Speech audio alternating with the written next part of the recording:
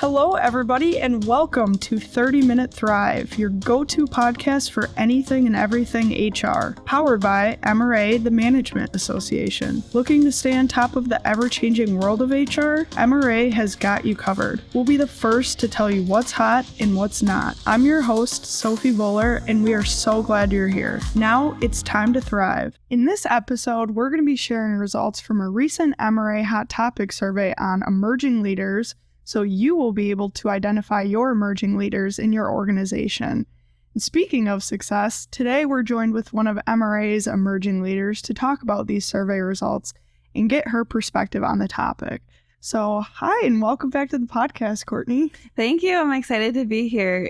We've talked a lot with companies recently about emerging leaders, so I think the timing with the Hot Topic Survey was perfect, and it's really an exciting topic, and it's fun to hear all the cool things that companies are doing with their emerging leaders. Yeah. So excited to share that with you today. For sure. Well, let's first start out by talking about what is an emerging leader. I was joking before, but I do love this question because I think the definition of an emerging leader really depends on your organization and what your goal is with the emerging leader program. There's not a one size fits all, and I share a couple examples, and one of those is there is one company that uses their emerging leader program to help develop women in their organization. So it's primarily a male-dominated organization. A lot of their leadership is male-dominated, so they're putting together an emerging leader program to help women grow their leadership skills and develop that way. So I just share that as an example, as emerging leaders can be whatever you define it as. But I'll say for MRA's perspective, we've kind of defined it as an individual who's developing and demonstrating those leadership skills and aspire to grow to that next level of leadership. So I think that aspiration is key because not everybody wants to be a leader, and that's perfectly fine. So I think, as we talk about it today, I definitely encourage you to think about your organization, your goals, where you're at and where your company is headed, and how emerging leaders apply to you. Mm-hmm. Yeah, I like how you said that it can differ from company to company, and the example you shared, that was cool. So according to the Hot Topic Survey, more than half of organizations, 62%, identify emerging leaders. So how do you really know who they are in an organization? Yeah, I think it goes back to defining what emerging leader means for your organization. I definitely encourage you to sit down with your leadership team or whoever is working on this emerging leader program, but to identify what that criteria is of an emerging leader for your organization. Like we said, maybe it's that person that aspires to grow to that next level of leadership. Maybe they have some technical expertise that's important for your company and where you're headed, but really defining that criteria before identifying them, make sure it's an equitable process. So I think as important as it is to have those conversations with those emerging leaders, you're also going to have some of those tougher conversations with those that maybe want to be an emerging leader, but maybe they're not. So if you have that criteria defined, it helps kind of arm the managers to be able to have those conversations. So like I said, not everyone wants to be a leader, and that's okay. So I think it's just important to, what does it mean for your organization? Yep, that's a great point. The survey also talked about the top 3 reasons to identify emerging leaders, and those were career development for high achievers, succession planning, and maintaining the culture. So as an emerging leader yourself, Courtney, you've taken on a lot of different projects to learn more. So what kind of inspired you to become a leader and be in this leadership role, and what do you hope to achieve as a leader? It's a big question. Such a deep question here. Well, I don't think I ever was like, I want to be a leader or something. I don't know. I don't think I ever had that light bulb moment or anything like that. But I think just working for an organization that supports our growth and our desire to learn the business. I was exposed to a lot of different areas of our business and all of the cool things that our members do. So for me, it really was just a passion for learning and growing, as an individual, as a worker here, and then naturally as a leader. And I would say for myself, I would say I'm a pretty curious person. So when something comes up, I just tend to ask questions, probably sometimes to a fault. But I think over the years, really just taking on those additional responsibilities and projects have allowed me to learn a lot about myself. But, as far as end goal type of thing, I don't know if I even have anything to say there. Yeah. But I think for me, it's really all about the learning and the growing and just, being able to help others succeed as well. Mm-hmm. Do you like taking on all these different projects? Yeah. I sometimes, again, it's a fault. I always encourage people to say yes to different projects because I think the more you push yourself out of your comfort zone, the more you're going to learn and grow. But I've been told that you need to stop saying yes to things, but it has allowed me to kind of, move throughout my career because, I had a marketing background, and although I still do some marketing, I think I've kind of taken a different path, which I think a lot of people do. So I wouldn't be able to do that if I hadn't taken on those projects, those maybe stretch projects or ones outside of my department. Mm-hmm. Yeah. For those of you who don't know a little background, Courtney's definitely the type of person to you'll go to Courtney for anything, like any department. Courtney's like your go-to person. I'm like, yes, I'm happy to help. So we talked about finding emerging leaders and identifying them. And identifying them often requires a systematic approach. And the survey kind of highlighted this. And the top 5 criteria included high performers, high potentials, demonstrates motivation and desire to grow in their career, their behavior aligns with organizational values, and they're a team player, which is what you kind of just outlined. But can you kind of start from the beginning, talking about you now personally, and share how you were identified as a emerging leader, and did any of these criteria apply to you? I hope so. No, but in all seriousness, companies do it a little bit differently. But I was just talking to a senior HR group the other week, and I think a lot of companies, when they do it right, they have that criteria in advance and what's important to them as an organization. And then they involve, whether it's your whole leadership team, your executive team, really involving those people and having those conversations. So our HR friends, you're probably very familiar with the 9 box. And I know that is something that our senior team used to identify, our high potentials, our emerging leaders, those type of people. And they had a long conversation around where people fit and where they had room to grow. And, people challenged each other. And I think that's what is important, to have those conversations. And so when you're doing that, it really just helps you see and get different perspectives from people. And I think that's what our senior team did. And then for me, it was my senior manager that came to me and shared that, congratulations, you've been selected as an emerging leader.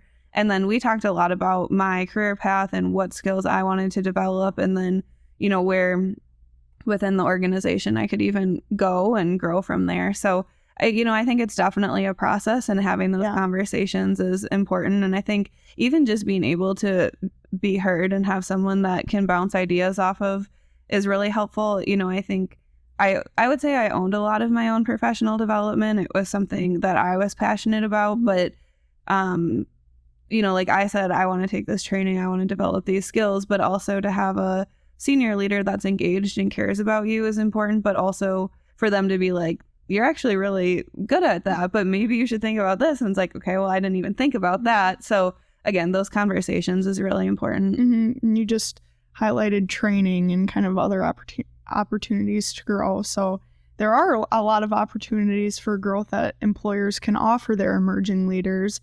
And from the survey, we learned that there's external trainings or classes, mentoring, one-on-one meetings, and cross trainings, which are helpful for emerging leaders. So were any of these kind of helpful for you and as you're an emerging leader now? Yeah, I think everything. I think about the ways that we learn and the ways that other companies engage their emerging leaders. And there's so many different ways that you can do that. And there's one company I talked to, and they have a 2-year emerging leader program. And 2 years seems like a long time to go through something, but when you outline different training classes, some technical experience, some shadowing, some mentoring, one-on-one meetings, honestly, 2 years, it's a lot to fit in there if you do a variety of different ways to learn. But I would say for me, I loved the hands-on projects. I think that's where I learned the most. But, MRA has a lot of great training classes. I took our Principles of Leadership Excellence class. I love assessments too. The StrengthsFinder discs are both great ones. After I took the StrengthsFinder one, I actually met with one of our coaches at MRA, and we talked through what my strengths were. And, we were we were just talking about it again the other day, and I think it's eye-opening when you talk to somebody else about those results, because, you know, sure, you take your strengths and so those are your top 5 strengths, but when you talk through it, it's like, oh, but those are actually some of my weaknesses too. But so assessments, training, coaching, projects. I volunteer with a nonprofit and I'm on their associate board. So a lot of that really hands-on experience has been the most helpful for me. But again, having those conversations with people, because people learn differently and they want different avenues to train and to learn and grow. So just having those conversations is important. I love taking those assessments too. It's fun to find out. Like, oh, that totally fits me, or wow, I didn't know that, and stuff like that. Yeah, no, for sure. I love assessments. But more companies are starting emerging leader programs. So what are some ways an organization can start their own emerging leader program? Yeah, so usually when I go through this, there's about 8 steps. So it seems like a lot, but really just starting with, why are you even starting an emerging leader program? And you rattled off a couple of reasons from the survey, but a lot of times it's the succession planning. You know, maybe you look out on the floor and, you know, your top 3 managers that have been there for 30 years and they've told you they're going to retire in the next couple of years. We see a lot of that. And then retention is the other reason we see a lot is, okay, we have these high performers and high potentials. How are we going to hang on to them? So I think understanding the why before you build the program is really important. And then taking a look at what your company's goals are for the year, where you're going over the next couple of years and how that can be started. But, you know, I think we'll talk about this a little bit, but so once you have all of that stuff thought through and then you identify your emerging leaders, you know, then it's the, so what? So congratulations, Sophie, you're an emerging leader. That can't be the end of the conversation. It's what are the next steps? What does the training look like? You know, what is the plan after that? And we always tell companies, it's okay. You don't have to promise anything. If you go through this emerging leader program, it doesn't mean a promotion. It doesn't mean a pay raise, but there has to be some type of celebration. So, you know, there's a lot of different pieces of it, but I think if you think it through from beginning to end, you should be okay. But really just starting with that why is important, and aligning your emerging leader program to your corporate goals. So why do some of these programs fail or not succeed right away then? Yeah, you know, I think a lot of companies, when we talk to them, know that this is important. They know that they have to do this, and they know if they have these people that they want to stick around, that they have to put some extra time and effort and energy into it. And it's a lot, especially up front. And if you do it right, it takes a lot of planning, and it's a time investment, and it can cost money to go to training and that type of thing. So, you know, I think time, everyone we hear, especially in HR, it's to add one more thing to a plate isn't good. But if you can help develop the program up front, I think there'll be a lot of long-term benefits from it. So yeah. But I always find this kind of funny too, and I know this is one of the stats in the survey, but a lot of companies don't always tell their emerging leaders that they're selected emerging leaders. And, you know, I think it's all great if your senior team or your executive team goes through and you develop this program and you identify them. But if they don't know about it, how are you going to retain them? I think even just from a recognition standpoint, it's really important to communicate that with them and being intentional about it. But the other thing, you know, I just want to caution people too. A lot of times emerging leader can be associated with more work, which I think is fine, but you don't want to burn somebody out and have the opposite of the retention, you know, your retention goal. Adding more work to their plate isn't necessarily a good thing. So just making sure that we're managing that work. And if they take on more, what maybe is coming off that plate. For sure. And you just mentioned this, but our survey asked if individuals who are identified as emerging leaders know that they are an emerging leader, and it was almost a 50-50 split, which is kind of crazy. So why do you think that is? Yeah, I think it's funny, you know, when we're talking with companies, and it's totally normal, but people say like, well, do your emerging leaders know they're emerging leaders? And they're like, oh yeah, of course. And it's like, well, maybe the managers didn't talk to them. I don't know. You know, I haven't followed up. And, you know, there's so much going on and people have so much on their plate. But I think part of it is a little bit of fear. I mean, I think there's tough conversations to be had if there are people that aren't emerging leaders and you're walking down the hallway and, you know, Sophie and my colleagues are in a room because they're selected as emerging leaders. And it's like, okay, well, how do I get to be a part of that? Or I want that. So I think, it's really important to kind of know that stuff and make sure that managers are, comfortable having those conversations as well. I also think if you don't have a learning plan, I think it kind of becomes that so what, like we talked about. So it's congratulations, you're an emerging leader, but if you don't have anything to provide them, it's just kind of like, okay, well, that's nice, thank you. So Yeah.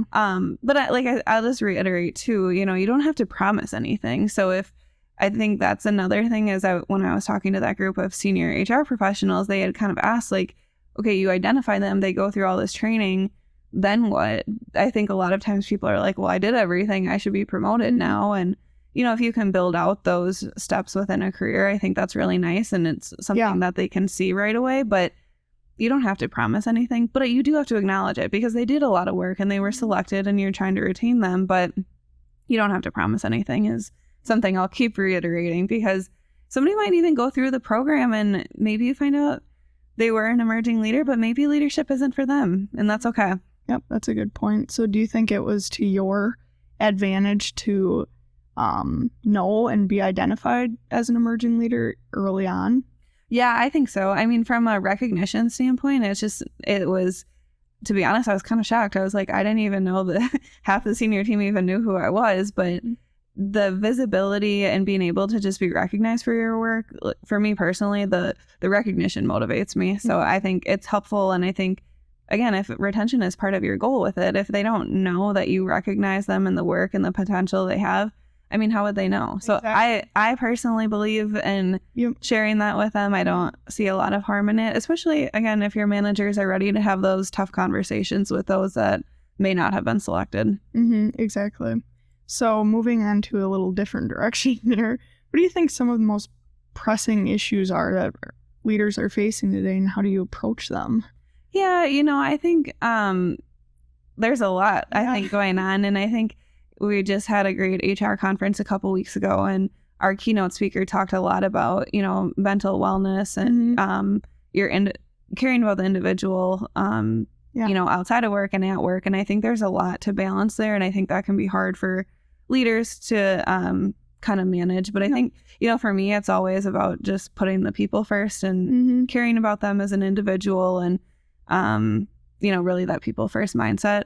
But I think, there's a change management. There's a ton of change going on right now. And when I facilitate an emerging leader roundtable, and we talk about change almost every single month, just because there's so much going on and people handle change differently. So, bringing everyone on your team along is always a challenge. But I think communication is so important too. And I think those go hand in hand. And, I think communication can be a challenge too, because we have a subcommittee working on communication for our employee resource group, and the group all gets together and we're like, well, we already get so many emails at our CRM system, we already get so many notifications, and so it's like, okay, where is the best place? And then we have 5 different states and offices that we're communicating through, so you don't have all of your team in one place, and some people are at members and hybrid, so the communication is a challenge too for everyone. But I think just kind of being that people first mindset is what I try to put first. Absolutely. And you mentioned that you talk a lot about change very often. So how do you stay up to date on emerging trends and technologies in the industry? And how do you use that knowledge to really drive the leadership strategy? Yeah, and that's a good question. I think the cool thing about being an employer association and working at MRA is we get to work with so many companies. So I always really enjoy just hearing what they're going through and the cool things that they're doing. So I think, we talk a lot about, being member centric. It's one of our values. And I think the nice thing here is everyone's really passionate about that and truly listens to our members. So I think that's huge. I facilitate an emerging leader roundtable. So I get together with about 12 other leaders on a monthly basis. We manage the intern leadership program with our members. So again, being able to talk to that next generation of leaders and just hearing what's on their minds. And then, I also volunteer and I serve on a board. So, you're just talking with other leaders all across industries and across the Midwest and the EAA, our Employer Associations of America. So our sister associations, they're doing a lot of great work with their members too. So I think really it's just that networking and asking questions and just really listening, probably more than talking, is how I try to stay up to date. For sure. Well, to close out the episode, do you have any last pieces of advice that you could give emerging leaders who are really just starting out in their careers or have just been identified as an emerging leader? Yeah, I think, when I look back at, where I started and how I got here, and I think a lot of the credit goes to the mentors and the sponsors that I've had. And if you haven't heard of sponsor, it's really that person that says your name in a room full of opportunities. And it's, you're sitting there and maybe it's a senior level person and they're like, Sophie could handle this project, or Sophie should work on this project. And who is that person that's saying your name when there's opportunities that arise? And I'm really grateful for the mentors and the sponsors that I've had. But I honestly really think getting involved in volunteering to do work and projects and just raising your hand. I think, I talked a little bit earlier about how I tried to own my own professional development. So, if your manager is not coming up to you and saying you should do this or this, I think it's okay to go back to them and say, I'd like to do this and here's why. Yeah. And then you can do stuff on your own time too. Like I said, I volunteer on the board, and that's specifically just for my own growth and because I want to be involved in the community, but you can do that on your own time as well. Yeah, that's great ending advice. Thank you. The last thing I would say is push yourself to do things that you're not comfortable doing, because I think as a leader and just as a professional, the more you push yourself and try new things, the more you'll learn a lot about yourself too. For sure. Well, thank you for being on the podcast again and really sharing your expertise on emerging leaders and your personal experience of being one too. So to our listeners, I would encourage you to share this episode, leave a comment or review, and consider joining MRA if you aren't a member already.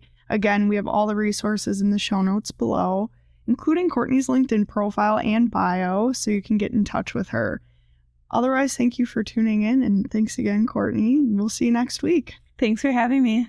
And that wraps up our content for this episode. Be sure to reference the show notes where you can sign up to connect for more podcast updates. Check out other MRA episodes on your favorite podcast platform. And as always, make sure to follow MRA's 30-Minute Thrive so you don't miss out. Thanks for tuning in, and we'll see you next Wednesday to carry on the HR conversation.